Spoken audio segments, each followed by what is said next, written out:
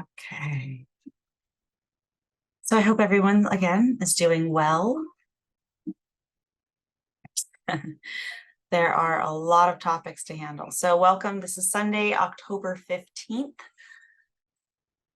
Starting to really dive into that fall season, aren't we? Pumpkin spice lattes everywhere.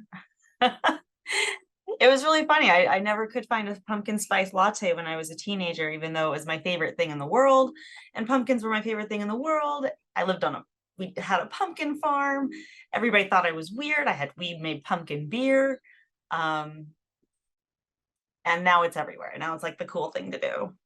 All right, well, you know, that never was a thing. Just so people know. I'm not bitter, you're bitter. Okay, so again, we've got a lot to cover. And I'm probably going to do it as short as possible, keep it short and sweet. And again, if there's any caveats, any sort of spelling or pronunciation mishaps, please let me know. There is a particular word that I'm having trouble with today.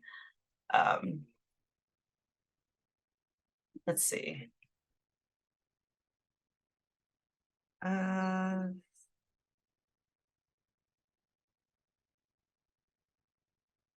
see.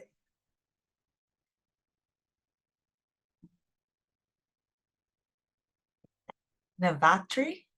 Can't say it. I can see it and I can say it in my head, but as soon as I look at it, caveat, I'm extremely dyslexic. I've got extreme clinical dyslexia and dysgraphia, so it makes it very challenging.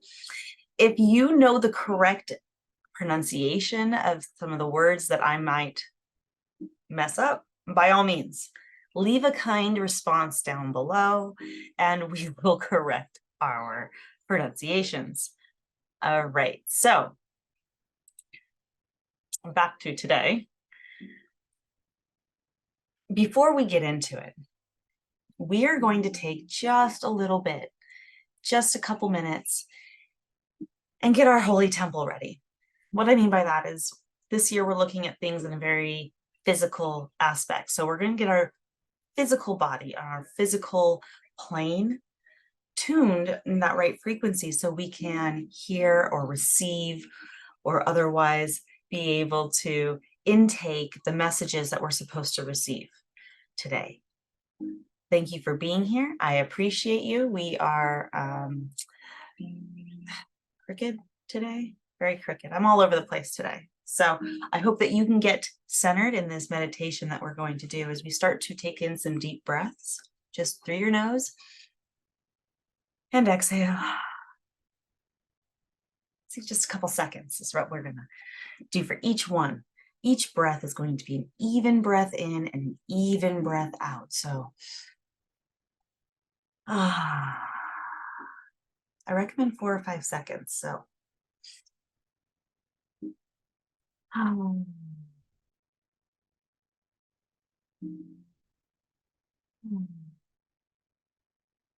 see, my hands kind of do the counting for me. I can kind of focus on that and focus on the space of between thoughts. Alleviate some of the thoughts that are just rushing into our brain. As we focus on our breath, we're focusing on that space of awe. So as we breathe out, we're going to breathe out and say, ah. Focus on that vibrational tone. Every word that we have for God has that ah sound. That ah sound is 8 hertz vibration. So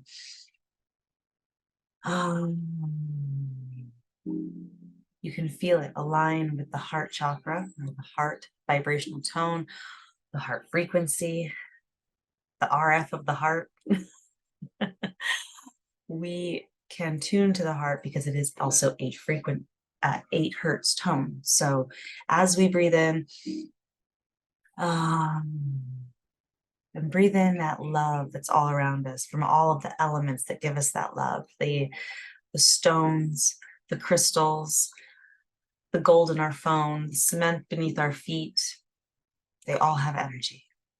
So taking a deep breath of all that energy, amplify it through your body and exhale. Our bodies are natural amplifiers. So when we take in energy, we're going to amplify it and give that back. So be careful what you take in.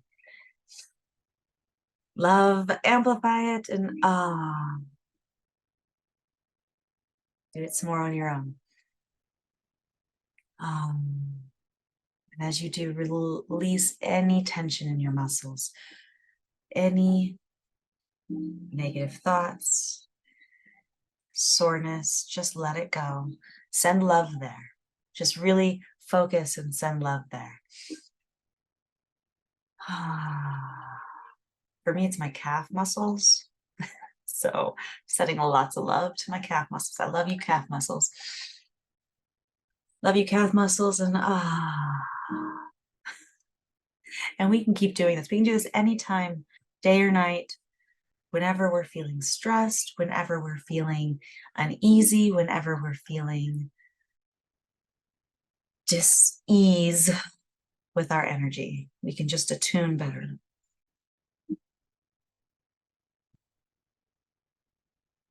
Really get centered.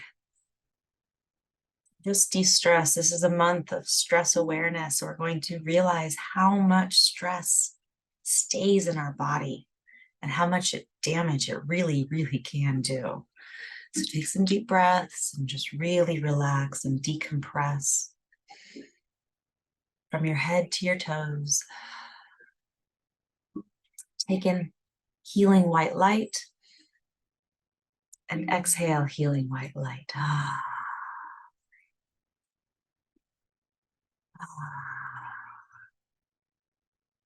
Just keep doing that. Get yourself into a place where you're actually calm, where you're actually ready to sit here for an hour and listen to what I have to say.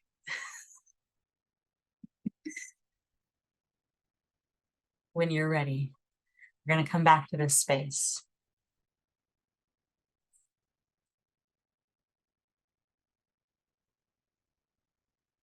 And I want you to stay in this space.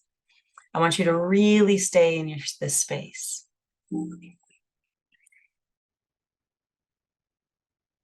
My sister just requested to join my live. I love you, sister. I don't know if you meant to do that, but if you meant to ask to join my live, I don't really know how to do that on IG and have it also happen in the other videos as well. So until we get that caveat situated, which that means, yeah, I figured. No, that means that you need to go like, subscribe, share all of the things to these sermons so that we can reach better visibility. YouTube's algorithm is very, very picky, and I need 50 subscribers before I can go live. So that means when you subscribe to YouTube and send it off to people that can also subscribe to YouTube, I can just do this on YouTube live and all the things, of course, as well.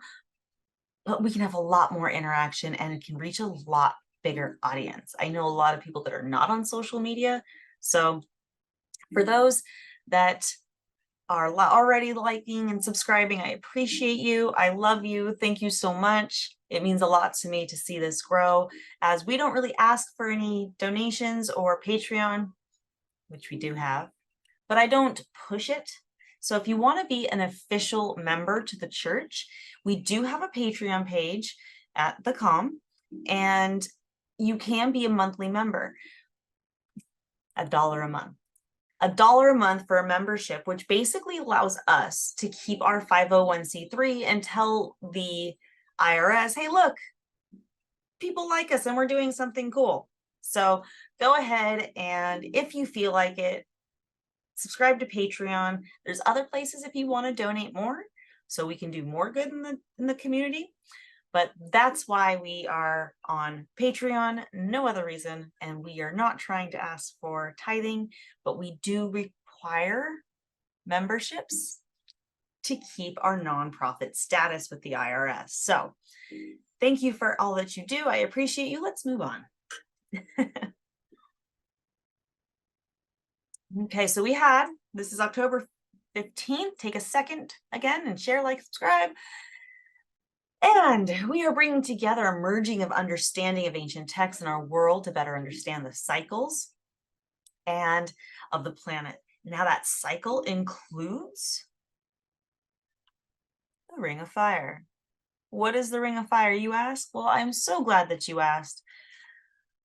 The Ring of Fire is actually the part of the solar eclipse that we just had. That solar eclipse was pretty intense. I don't know if any of you guys felt the change, but there's a lot going on. Happened around 8 to 10 a.m. depending on your location, and this happened yesterday. It's a rare celestial phenomenon that'll take place again only in 2 more decades, and will have a really strong impact on everyone. So basically, when the moon and sun move, it creates momentum, friction, and energy. And that energy travels, and it travels to us. So this is why we list, like, we say, oh, the energy of the moon or the energy of the sun. It's really because they do create a frequency that is felt through our aura or magnetic biosphere, our own biosphere, right? Our own electromagnetic sphere. We can feel those energy sources like a wavelength, like a ripple in the water. So you can choose to note that energy, work with it, or you can choose to work against it, which I wouldn't recommend, but a lot of people do anyways, and choose the hard way. This particular hiding of the sun, though, is going to really illuminate and highlight what's been hiding in your life and bring clarity to your true desires. So what could that be? Well, if you're feeling very dissatisfied or you are very discontent with the way things are, that might be because you are feeling the energy of this solar eclipse.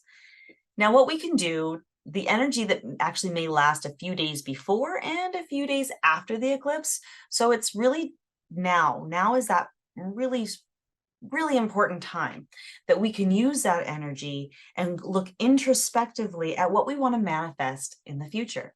But first, we have to know what that is, right? So looking at what our true desires are really going to help us guide our path in visualizing what we want to manifest for the spring.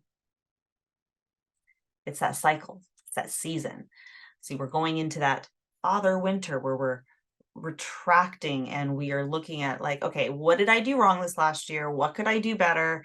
And how can I set my intention to benefit me, right? And benefit the environment that I'm in to benefit everybody else. Because when we benefit ourselves, we really do benefit everybody else, right? We are a universal health, a universal consciousness. So when we do things for ourselves and better ourselves, we're doing it for everybody. That's why you got to put yourself first, even though it sounds selfish, it's not. And I'm particularly talking to you women, females, feminines, higher estrogen producing humans. Basically, that brings more emotion. Estrogen brings more emotion. And when we are emotional, we react. And when we react, sometimes our external environment can get a little chaotic. I know some of you are laughing right now because, yeah, it's true. But we really need to take control of our emotion. We really need to take control of our ability to create our future. So if we're in a situation that is toxic, that's abusive, that is not healthy for us, this eclipse gave me a migraine. Yeah, this made me sick. I was so sore. I couldn't move and I need to clean the house. We have the mayor coming over next week and my house is a disaster. I couldn't clean. You know, it's going to affect all of us differently. Nonetheless, it's going to show us what our true desires are. For me, my true desire is getting on top of my organizational skills within my day-to-day life. Like, I'm pretty messy.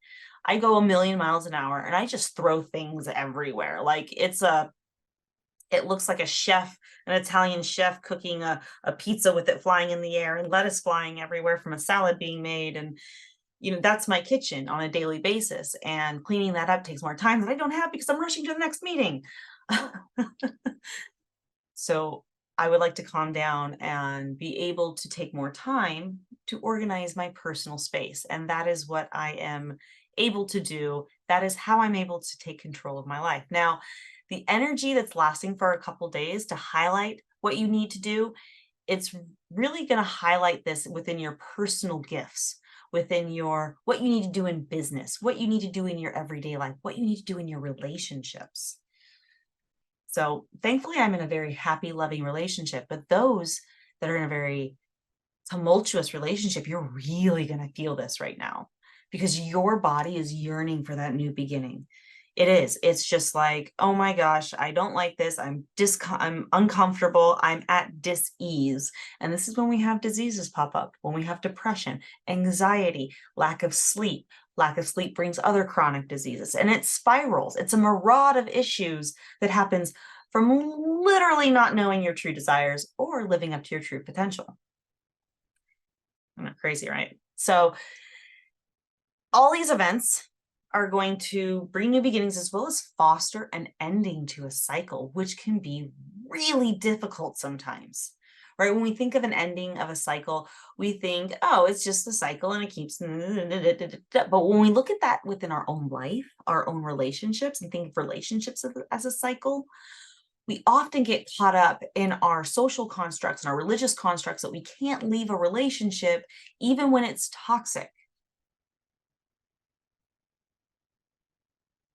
Why? Because social constructs say that women can't be with more than one person or they're looked at as less of a human. This brings a lot of abuse within relationships, a lot of spiritual, religious, and social controlling normatives that really don't hold any weight when we're talking about spirituality, when we're talking about elevating consciousness, and when we're talking about the soul. So when we're talking about the whole person and we're in a toxic, harmful relationship and that soul is being diminished and belittled and dismissed, and it's really creating a demise of that soul. So are you, whose benefit are you doing by staying in a relationship that's not only bringing you down, but bringing down everybody around you? I don't think that's godly. And nor do we take that toxic understanding into the next relationship. This is that turn the other cheek. You show them the other side of the cheek that isn't hit, and you move on with a healthy relationship. For those of you that are like, I can't leave, I don't know, it's all you make a lot of excuses because you've been programmed and trained as the woman that it's your duty, or feminine or female, however you choose to identify. The more higher estrogen producing partner is going to internalize and it's going to be more emotional and think that they need to just calm themselves and deal with it. Well, you don't, and you shouldn't, and nor is it healthy. And why are you? Think about that. Why are you staying in a relationship where you are unhealthy, where your emotional tone is being brought down, where your vibrations are being disrupted? Who are you benefiting? The children that are seeing that? I'm pretty sure having two parents that are actually very healthy and happy in separate relationships would benefit the child more. Actually, I know because that happens. And it happened to me. Seeing parents together, I had my parents together for 11 years and it was nonstop fighting. And when my parents finally divorced, I was like, well, why didn't that happen sooner? My mom was like, we were in it for you. And it's like, I know, but it didn't help. You need to see love as a child, right? So I did a lot better afterwards and seeing love within independent relationships. So when we see this new moon, we're like, okay, things are tumultuous and I really need to change, but I don't know how. Well, use this energy. Use the energy given by this new moon. And if you need help and if you're in an unsafe situation, sis, reach out to somebody. You don't have to stay in an unsafe environment. There are plenty of people like myself and organizations and things that you can do to better yourself. And a lot of times we don't even realize that it's abuse. we don't even realize that it's abuse. We just keep making excuses. But when we realize love is clear, and toxicity is not, we can better analyze what love in our life that we need and should keep, and what is toxic that we need to let go. So take note of what you've been wanting to see and allow the darkness to show what's been hiding. This may stem in relationships and bring new relationships, but knowing what's been hiding, don't ignore it. Don't dismiss it. Don't give it excuses. Now's that time when it's shown to you. Take note. So here's a few meditation techniques. It's also meditation month. So we're going to manifest letting go of negative energy to release the energy that's weighing down on you, that could be your thoughts, it could be your emotions, it could be people around you. You can note it down all on a piece of paper. Everything that's bothering you, every single thing, just write it down, crumple it up and throw it away or burn it. That's a great one. I love burning things. It just disappears. Carbon back into the air. There you go.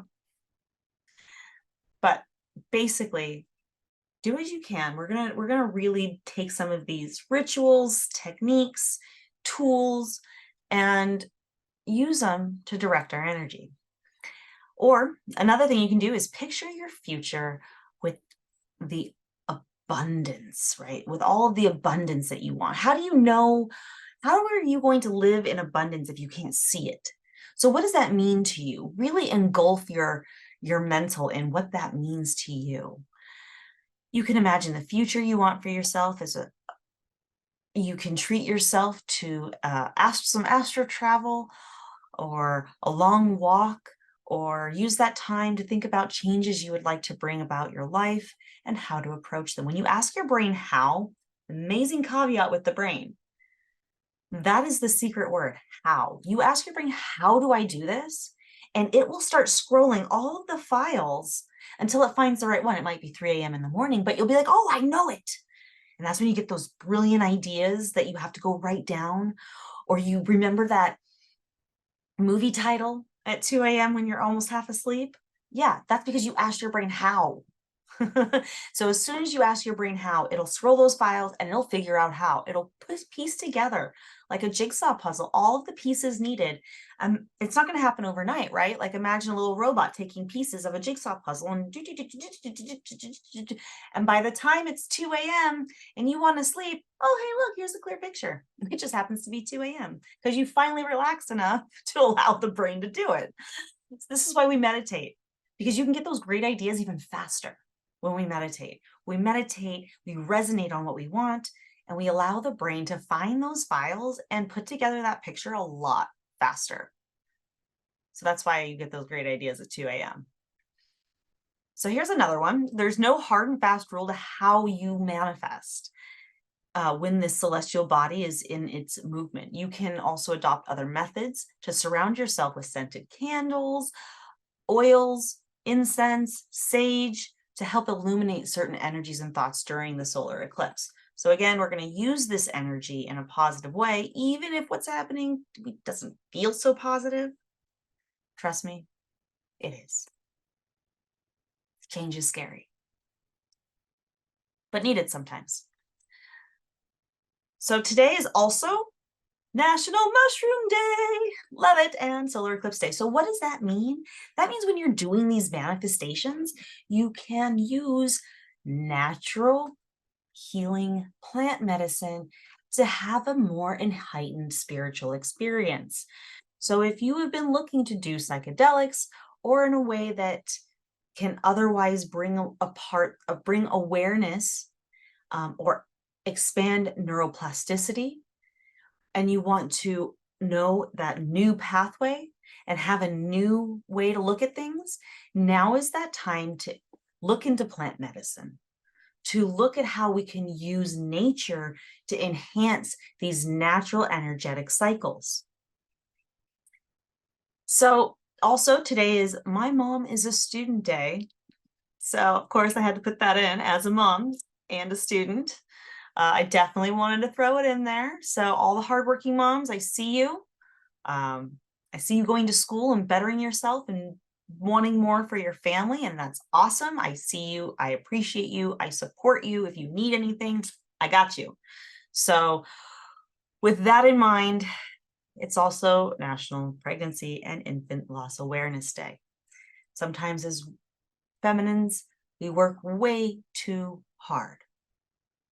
Childbearers sometimes don't give their bodies what their bodies need. And unfortunately, their bodies can only handle so much, and chooses the body that's already here rather than the body that is growing. And it is a terrible, tragic loss. Also to the women that have had to make the choice to give up their baby. In any type of capacity, it's not an easy choice.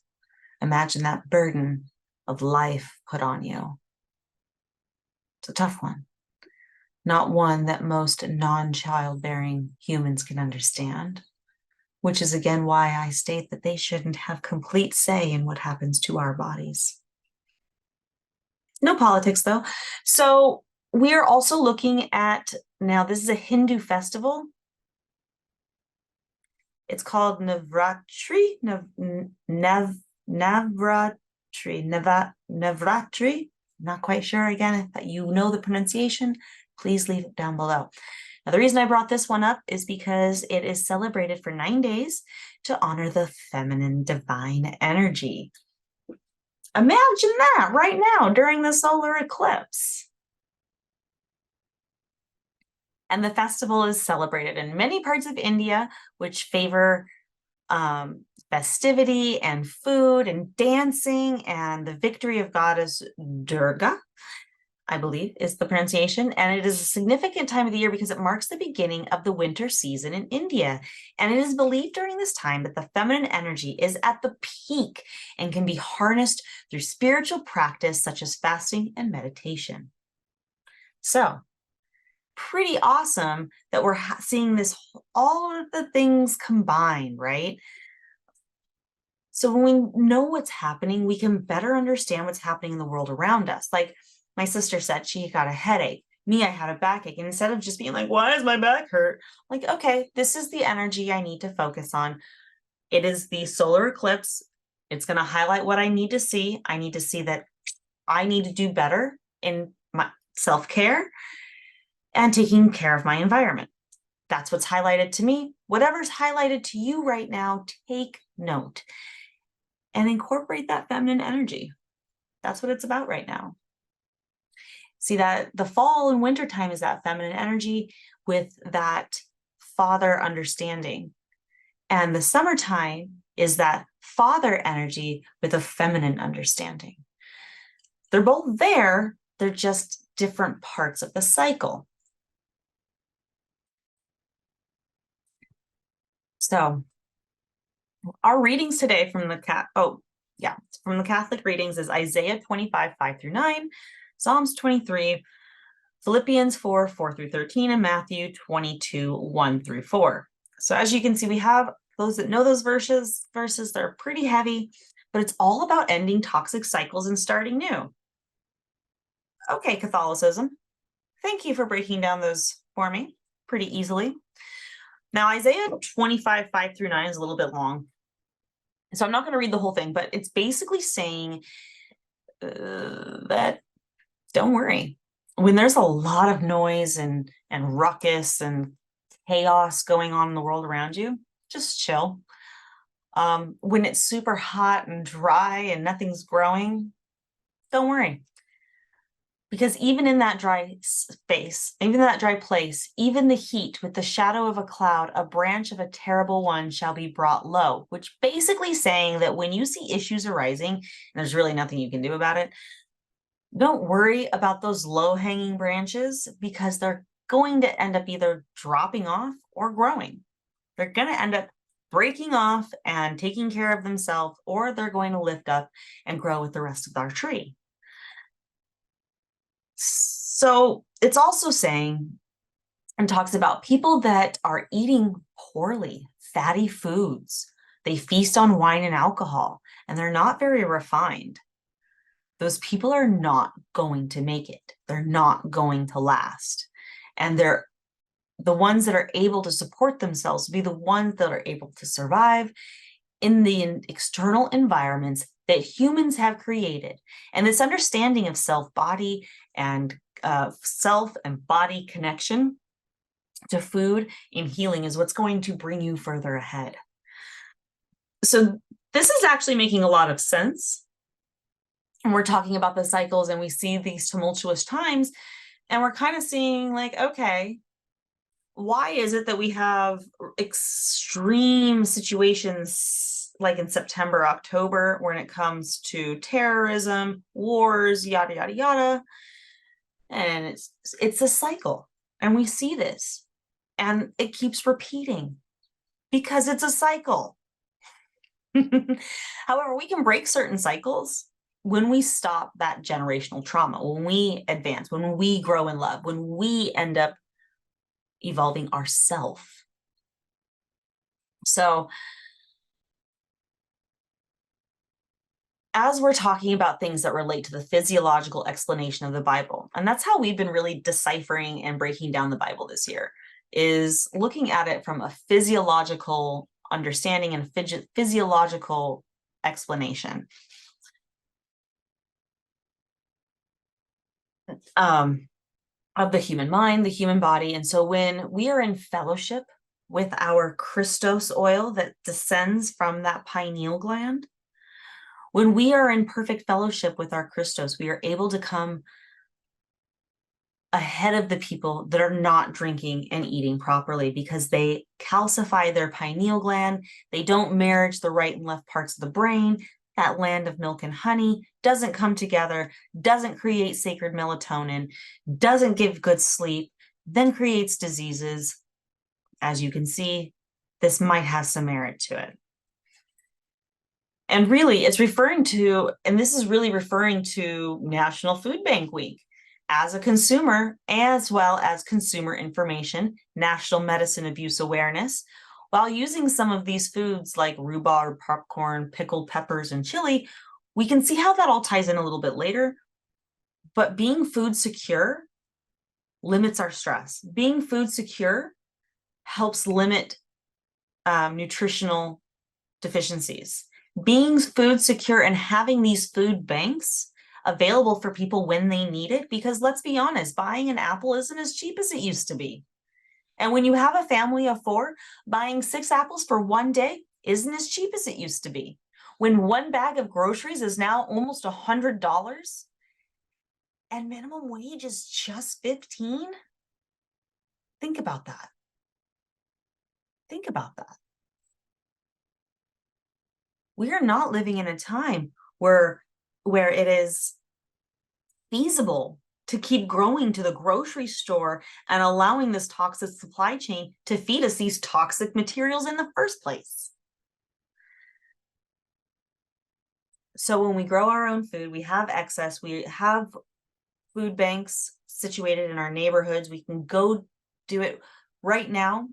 I'm working with somebody. So the seed bombs that we've been selling, we have another system that we're implementing that after you have high yields and you have too much food to grow, like let's say your lemon tree is just too productive, we're going to create a system. We are creating a system with the city of Westlake and hopefully Calabasas to be able to gather that food on like an Instacart platform. And you can order fresh organic food from your neighbors or pesticide free, not organic because we can't verify how they grow it and that their land and soil once we get it tested and anyways. But when you have excess fruit and vegetables, you can put it on the app and somebody local can see that and order it and pick it up. And we can save a lot of food that out of the landfill. We can give a lot of food back to the communities. So it's really important to take care of self nutritionally, with minerals, the proper vitamins, and making sure our food banks are full for the people that need it right now. I'm doing some research on food insecurity, mental instabilities, and school shootings. And what I'm finding out is that these school shootings are happening in places that have either food deserts or food swamps. And these kids are not getting the nutrition that they need. And that's real. That's about as quantitative methods as I can bring into church at the moment. It's sad. It's super sad. We are creating toxic environments and then creating toxic policy to navigate toxic environments from toxic people that created the environments to begin with. Don't listen to the media. I promise you, they don't have your best interest at hand. So when we look at Psalms 23, it's that verse of the Lord is my shepherd, I shall not want.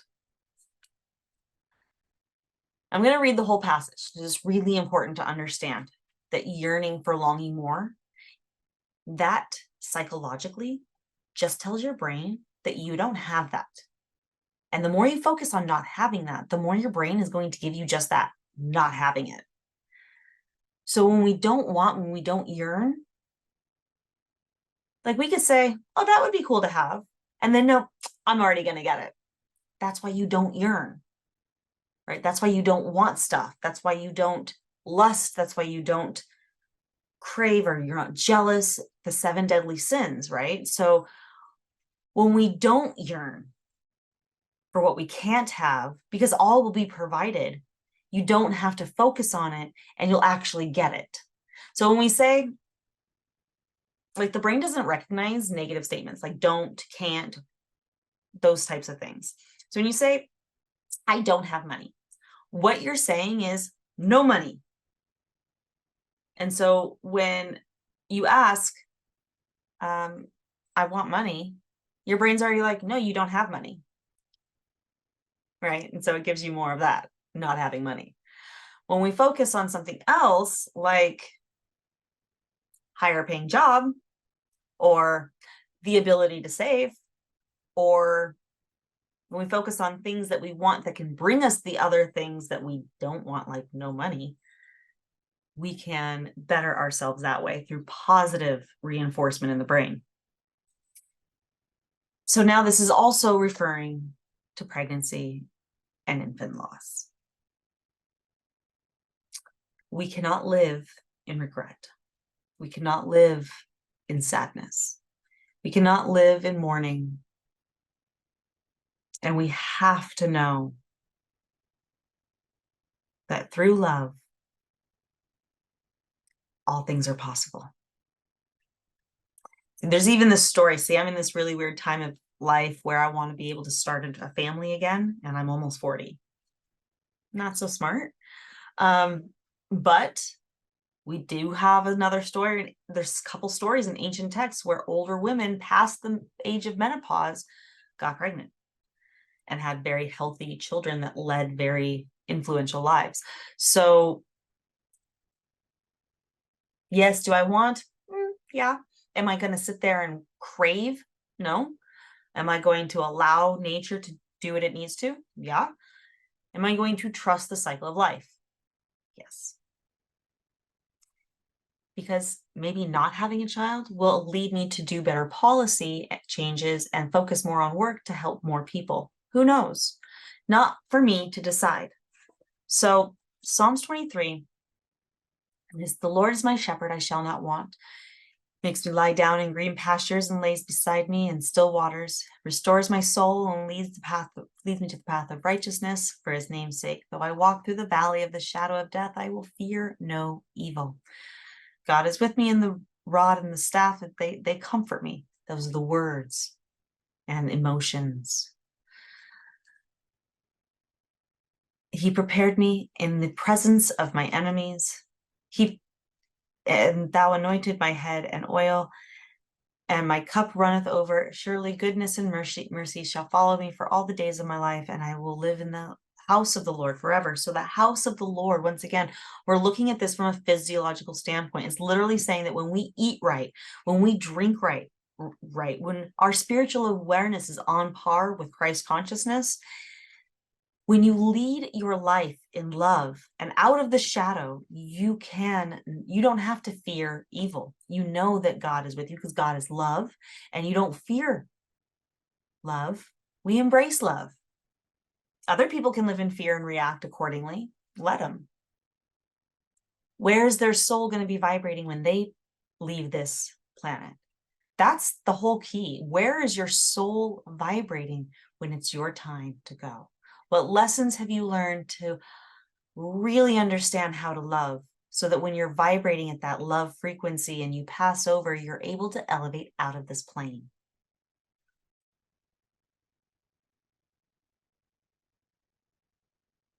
So if you incorporate fear and ungodly behaviors into it, because you never know the power of love and the possibilities that it can bring. So we don't want to live that way, right? We don't want to attract more of what we don't want. We live in love because we want to attract more of that. And we can't want what we don't have. And unfortunately, it's really going to tie in today about talking about pregnancy loss, talking about infant loss. And everything that does happen for a reason. We cannot possibly know the reasons, because love conquers all. Love brings possibilities that you can't possibly understand. So living in loss and grief will only bring you more of that. And that's what we don't want. We want to raise you back up. We want to bring up your awareness in possibility through love.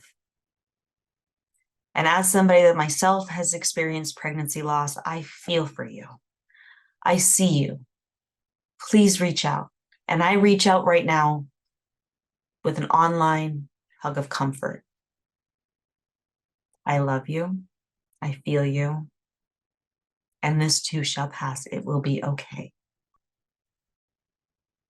And it also ties into Bully Bystanders Unite, Freedom from Bullies Week, freedom of speech, as well as domestic violence awareness, and family sexual education, emotional intelligence, emotional awareness, stop bullying month, and stress awareness. These are all things that can, when mitigated properly, can help lower the chance of pregnancy and infant loss. Think about that. When you see a woman that's being abused, are you going to stand there and watch it happen? She might be pregnant. What happens when she loses her baby? Are we responsible for that? Absolutely. We didn't do enough. When we don't have freedom of speech and we are abused because of that, or when a child isn't allowed to speak and there's abuse, we can have infant and pregnancy loss. Domestic violence brings pregnancy and infant loss. And I'm sorry. There's domestic violence on both sides of the spectrum. Both masculine and feminine sides are equally guilty of not being healthy enough to sustain a good relationship. And if you're in those relationships, now is the time to acknowledge that the duality of the right and wrong, and see and have that highlighted for you right now, and choose the path that's going to be best for you and your children. Family Sexual Education Month. There's women that don't know about birth control. There's men that don't understand that they can get a vasectomy and just take the bullets out of the gun instead of throwing a bulletproof vest hoping to protect something. It doesn't work that way. 90% of people can have, 90% of males can have a reversal, no problem. Except when a woman gets her tubes tied or has anything done in the fallopian tubes or the uterus, you have hormonal disruption for the rest. You can go into premenopause. You don't have that happen when you get your when you get snipped. Guys don't have that kind of issue. So I do. I put this on the males, and I put this on the the semen bears. This is on you. We don't, as feminines and females, we don't get ourselves pregnant. So this is where awareness on sexual education comes into play. Now, there's plenty of ways to have safe sexual relationships without engaging in sexual intercourse. It's still sex. Yes, it is. Doesn't matter if you are 3 feet apart. If you are engaging in activities together in the same room, it is considered sexual activity. So we need to bring awareness to the alternatives that we can use and utilize, maybe in the kink and fetish spaces even, that are healthy, without having negative social criticism, so that we can live a healthy life with our partners. But you do need emotional intelligence and emotional wellness to stop bullying and have less stress for the people that you're causing it to. See how I tied all those in together? And again, with the new beginning cycle of the solar eclipse is a perfect time to rethink those intentions for this upcoming season. Philippians, we're looking at 4 through 13. And again, I'm not going to read this one either, but talking about how when you see upheaval and chaos, you don't have to be anxious, and you don't, as long as you go into every situation with prayer and meditation and thankfulness and love within your heart. When you're gratitude, you can be at peace with whatever happens. You can be thankful for that situation with whatever happens. See, in the Buddhist belief that there is no such thing as good or bad, it's our own construct of how we place things in our mind. Right? Death, for example, some cultures look at it as what you are priming yourself for your entire life. Life gears you for death. So when you die, it's a celebration that you've made it. Some cultures, not so much. Like in the Western culture, it's all about mourning and sadness and how we lost and just really negative heaviness because we don't understand what's happening. And we're just sad we lost somebody. So we're like celebrating our own emotion. Makes no sense to me. But when you are at peace with whatever happens, it transcends all understanding. But when you have to guard your heart and your mind and let it be engulfed in love so nothing can penetrate it. Right? Like when you leave here and you're all happy and then you go online and you're like, oh my God, there's so much sadness in the world. Don't let it happen. Don't do that. Live in love and say, I want to put more love into the world. Not seeing the chaos and allowing that to penetrate your soul, but really accentuating the love that you want to see around you.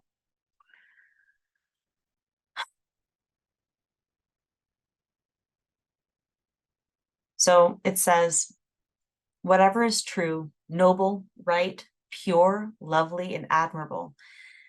And if any of this excitement or if any of this excites you, things that are praiseworthy, think of these things, keep them in your mental, raise your thought pattern and vibrations. That's what that verse is saying. It's really whatever makes you happy, go there. Bring that to the table. Find that vibrational tone and stick to that. Attune to things with greater positive vibrations. And whatever you learn from your spirituality, put into practice. Right? Walk the walk. And then you'll be at peace and can rejoice knowing that you have learned from your situations and whatever circumstance lies in front of you, you can walk without fear. You have learned the secret of being content in every situation. Whether we are living well or whether we're living in plenty or we are living in want, you can do all things through love and God energy that strengthens you. And that's also very real. So when we have situations that happen that we perceive as bad, that we perceive as negative, when we understand there's a higher meaning and we can be thankful for going through that experience, coming out of that experience and being able to help others through that experience, living in that love and light and gratitude helps bring the general consciousness up, the Christ consciousness. And that's really talking to the mothers that are dealing with some of these horrible situations, whether it's struggling with abuse, emotional abuse, neglect, verbal abuse, food insecurity. Just know that when you live in love and light, You don't have to live in fear. And when you learn to take care of yourself properly, you can do all things because everything is provided on this earth for you. You can tap into a natural spring. You can actually go online and look up natural springs in the United States that are clean and drinkable, like really clean, pure natural spring waters. And they just kind of come out of the mountains sometimes in random places.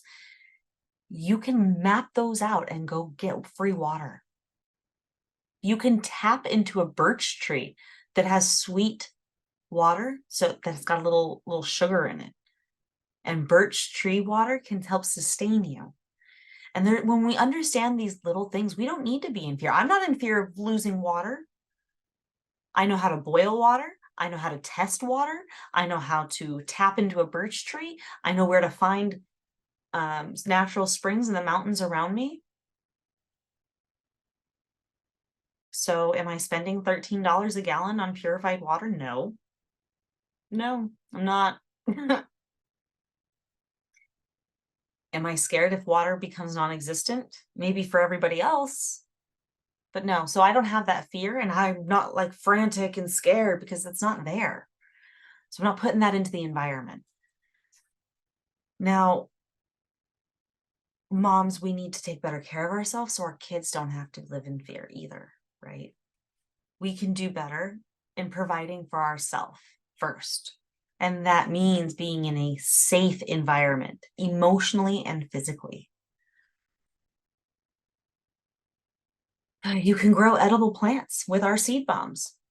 You can eventually, we've built the social media platform, but you can eventually just go on the social media platform, go through a soil school, talk to some people about their suggestions, earn points, and then turn them in for free seed bombs. So you can literally get free stuff to grow your own food security, your own nutritional density. So there's options. There's many options. And if you need to talk about some of those options, reach out, please. I will help you. I even have some people that can help you if you're in a different area or a different time zone. So please reach out. And lastly, we have Matthew 22, 1-4. And it says, I will say it, Jesus spoke to them in a parable saying, the kingdom of heaven is like a king who prepared a wedding banquet for his son and sent out servants to those who have been invited to the banquet to tell them to come, but they refused to come. He sent them more servants and said, those who have been invited, I have prepared my dinner. My oxen and fattened cattle have been butchered, and everything is ready to come to the wedding banquet. And that's what we need to do. We need to prepare our wedding banquet in our mind, which is the marriage of the right and the left parts of our brain, the yin and the yang, the feminine and the masculine, the Mary, the Joseph, the honey, the land of milk and honey. And when those are marriaged properly, we can then have better discipleship. It's referring to the psychological part of the physiological part of our body, the marriaging and understanding within the pineal gland and that milk and honey, that all things are right and aligned when marriage is proper. And this is also where we get this false construct of marriage, that you have to stay in it no matter what. You're a floozy if you leave your marriage. You have to engage the state in your marriage in order for it to be legal. There's a lot of misconstructs that we really, misunderstandings and false constructs that we have when it's regarding marriage and relationships. But when you live in light and love, when you have that non-malice intention, you and your partner will naturally stay together. You don't need to have a paper or a ring or anything that signifies anything. It's the love that you have for each other. And when you consummate that love, that is when you come together with God to say that we are now one. Now, when we have many partners, sometimes when we want to come together with that one, there's not enough of that Christos oil to be able to sustain our love. We can grow it. It can get better, but we have to take a lot of self. So if we've been with a lot of partners, it's good to take some time to rejuvenate, strengthen the soul first before we allow somebody else to be in our biosphere, right? So we can give that love, so we can have that love and receive that love and keep that love. And that's what we're trying to do, right? We're trying to increase our ability to have more love in our life.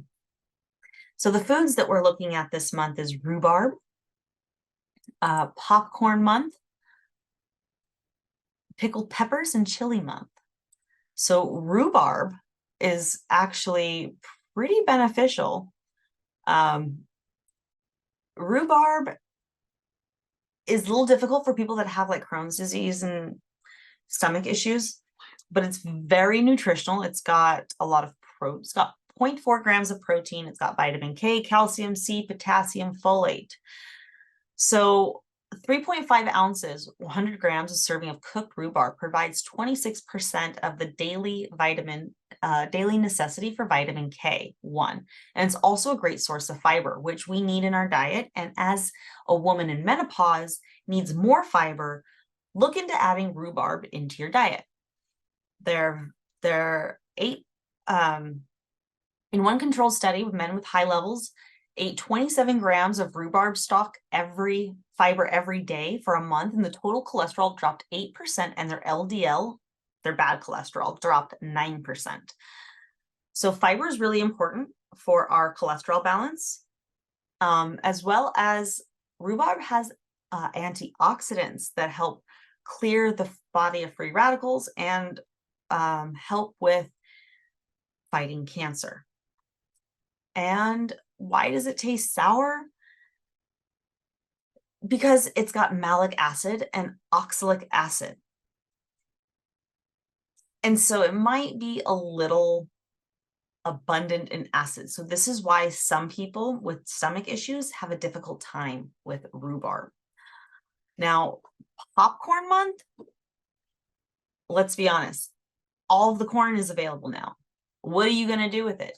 You save it, you dry the corn, and throughout that can be used as a substance to fill up the body and a carb with starch through the winter time. So as our corn dries, we are able to then save it and use it in the wintertime to sustain us. Now, let's talk about peppers. Jalapeno peppers are so high in nutrients. It's got vitamin B6, vitamin C, vitamin A, vitamin K, folate, manganese, so fiber. And really the fiber, the vitamin C, and the B6 are such great. They also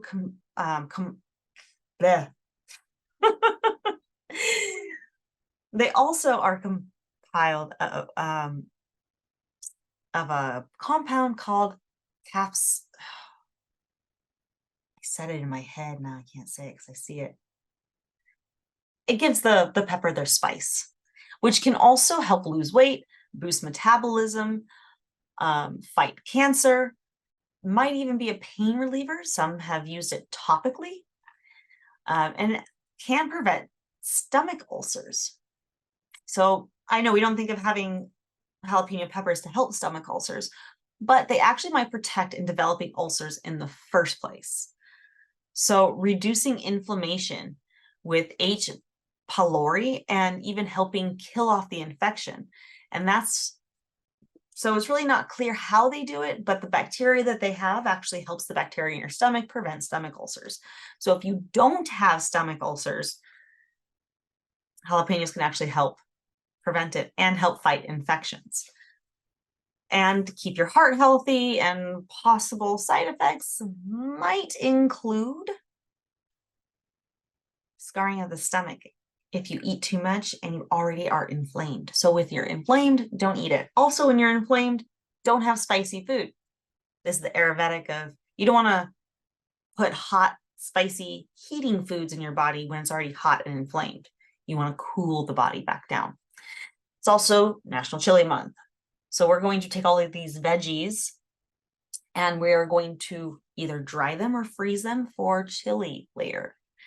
And now we're starting to see this change in food from the Chinese way of eating of natural spring, things that spring up, vegetables and things like that, to more hefty, hearty foods that we eat in the winter time. So this is how we eat with the seasons. And I will continue to bring these awarenesses to you through nutrition and how to eat with the cycles of the planet, as well as what the cycles of the planet are doing and how it affects your health. Tune in next week as we will have another hour of understanding this beautiful world of ours. Thank you so much for joining. Namaste. God bless. Good luck. And if you need help, if you are in a place, in a situation where you need to reach out, please do so. There's people that love you and are willing to help. All you have to do is ask. I'll see you next time. Thanks. Bye-bye.